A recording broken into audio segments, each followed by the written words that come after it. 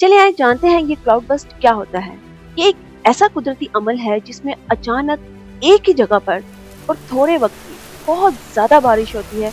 ऐसे लगता है जैसे आसमान से पानी गिर पड़ा। और ये होता कैसे है? जब बादलों में बहुत ज्यादा नमी जमा हो जाती है, ठंडी और गर्म हवा के टकराने से ये नमी पानी की बड़ी बूंदों की शक्ल इख्तियार कर लेती है। और जब बादल एक खास हद तक पानी संभाल ना पाए तो अचानक सारा पानी तेज बारिश की सूरत में गिर पड़ता है। क्लाउड बर्स्ट होता क्यों है?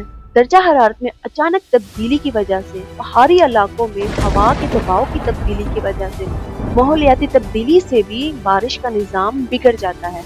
इसलिए इसके वाकयात देखने को ज्यादा मिल रहे हैं। क्लाउड बर्स्ट होता कहाँ पर है? ये ज्यादातर पहाड़ी इलाकों में होता है, खास तौर पर पाकिस्तान के शुमाली इलाके, गिलगित, चित्राल, सवात, क्योंकि इन इलाकों में हवाओं का दबाव और बादलों की हरकत बहुत तेज होती है। इसके नुकसानात क्या है? अचानक आने वाला सैलाब, जमीन खिसकने का खतरा, फसलों और घरों का नुकसान, जानी नुकसान।